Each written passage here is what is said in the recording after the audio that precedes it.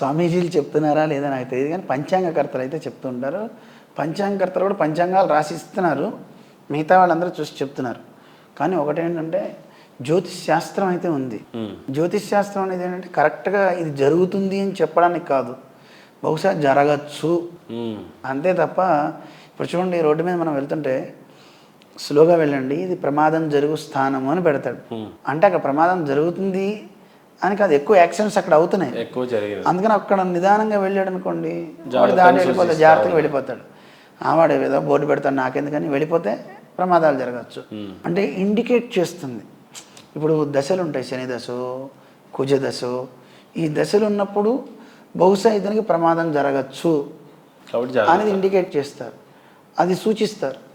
అది సూచించినప్పుడు కనుక వీడు స్లోగా వెళ్ళి కాస్త దైవాన్ని పట్టుకున్నాడు అనుకోండి, అలా ఉన్న వాళ్ళని చూసాం మనం.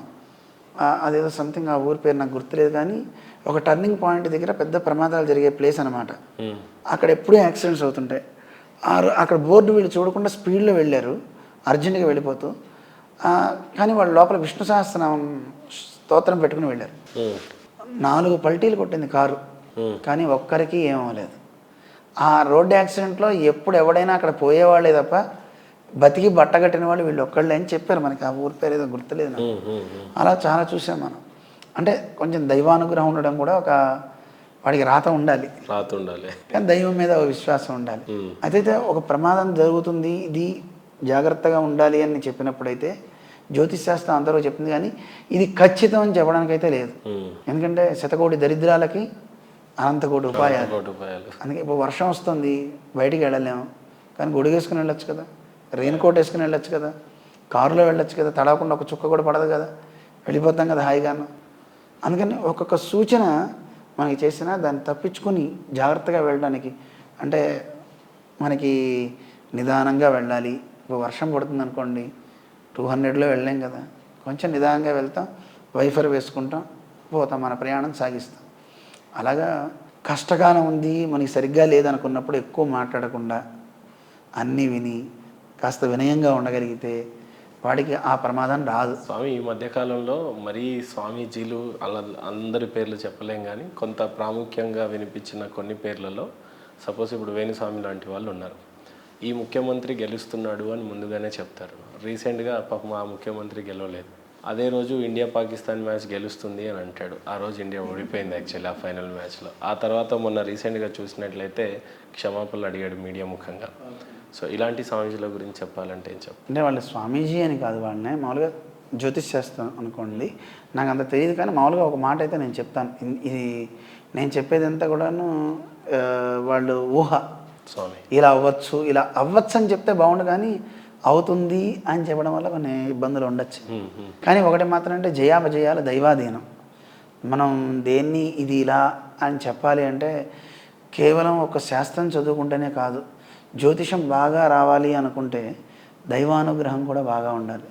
కొంతమంది ఉన్నారు సిద్ధపురుషులు, వాళ్ళకి అన్నీ తెలిసినా మాట్లాడరు. శాస్త్రం చదువుకుని మామూలుగా జ్యోతిషం చదువుకున్నవాడు చెప్పేది ఇది ఇలా అవుతుంది ఇలా అవుతుందని చెప్పేసే వ్యక్తులు చాలామంది ఉండొచ్చు. కానీ దైవం యొక్క అనుగ్రహం కలిగిన వాడు ఆ జ్యోతిష శాస్త్రంతో వాడికి పనే లేదు. వాళ్ళు ఏది జరగబోతుందో ముందే చెప్తారు, కానీ వాళ్ళు చెప్పరు. వాళ్ళకి ఎవరో ఇచ్చే డబ్బు కోసం ఆశ లేదు వాళ్ళకి. వాళ్ళు జగత్తుకి మంగళం చేయడం కోసమే కొంతమంది మహనీయులు ఇప్పటికీ మౌనంగా తపస్సులు చేసేవాళ్ళు ఉన్నారు, వారి శక్తిని ధారపోసేవారు ఉన్నారు. ఎందుకు మన దగ్గర రోజు పూజ చేస్తాం, మనం చేసేటప్పుడు మనం దేవుణ్ణి ఏం కోరం, ఒకటే కోరతాం, లోకా సమస్త సుఖినో భవంతు, గోబ్రాహ్మణేభ్య శుభమస్తు నిత్యం, రాజు బాగుండాలి, స్వస్తి ప్రజాభ్య పరిపాలయంతాం.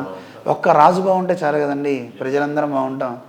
రాజే సరిగ్గా లేడనుకోండి, రాజా రాక్షస రూపేణ, రాజు రాక్షసుడైతే వ్యాఘ్ర రూపేణ మంత్రిణ, మంత్రులందరూ కలిసి ఏమవుతారు, వాళ్ళు పెద్ద పులుల్లా మీద పెడతారు.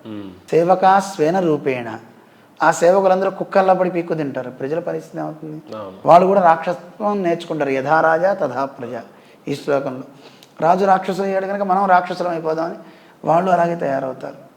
అందుకని ఆ ప్రజలు సఫర్ అవ్వకూడదు. అందుకోసమని మన పెద్దలంతా ఏ పూజ చేసినా ఏం చేసినా లోకం బాగుండాలి, వీళ్ళు బాగుండాలని చెప్పాలి. అది కాక ఇంకోటి ఏంటంటే మనకేదో చిన్న చిన్న శాస్త్రం చదివేసేసి ఆ అనుభవాన్ని ఏదో చెప్దామని అనుకుంటే ఫెయిల్యూర్ అవుతాం. ఎందుకంటే మన ప్రతిభను అందరికీ చూపాలి అనుకున్నప్పుడే మనకి ప్రమాదాలు ఎక్కువ జరుగుతాయి. ఎప్పుడన్నా వచ్చారా స్వామి, వేణుస్వామి లాంటి వాళ్ళు ఇక్కడికి? వేణుస్వామి గారు ఎప్పుడన్నా ఇక్కడికి వచ్చారు? సద్గురు లాంటి వాళ్ళే వచ్చారు. ఎందుకు బేసిక్గా ఇలాంటి స్వాములు మీకు దూరంగా ఉంటారు అంటే? వాళ్ళ ఇష్టం, మనకేం నేను ఉన్నప్పుడు తెలీదు. ఎవరు రావాలని మనం కోరుకోం కదా, ఎవరిష్టం వారికి కావాలి. ఇప్పుడు నది దగ్గరికి రావాలంటే దాహం వేసిన వాడు వస్తారు అంతే. జీర స్వామి వాళ్ళంతా స్వామివారు అంటే అభిమానం ఉంటే వస్తారు ఎవరైనా అంతే. గురు ఇక్కడికి వచ్చారు కదా స్వామి. వచ్చారంటే అప్పుడు మనం ఆయన యాత్ర కూడా చేస్తున్నారు, సహస్రాబ్ది కూడా చూడడానికని వచ్చారు, చూశారు, వెళ్ళారు. అంటే వచ్చినంత మాత్రాన ఒకరికి ఇది అని రానేదని వాళ్ళకి ఇది అని అనుకోవడం లేదు. కొంతమంది ఉన్నారు ఇప్పుడు నాకు తెలిసిన వ్యక్తులు, జ్యోతిష్ శాస్త్రంలో అపారమైన పాండిత్యం ఉంది కానీ ఆయన ఎవరికి చెప్పడు. ఆయన ఇంట్లోనే కూర్చొని జపం చేస్తాడు. ఆయన ఇక్కడికి రాలేదు, సహస్రాబ్ది చూడడానికి రాలేదు. ఎందుకంటే ఆయనకి జనాల్లోకి రావడం ఇష్టం అందరి దగ్గర లేదు. అలానే స్వామివారు అంటే ఇష్టం లేదన్నామా, స్వామివారి ఫోటో పెట్టుకుని ఉన్నారు.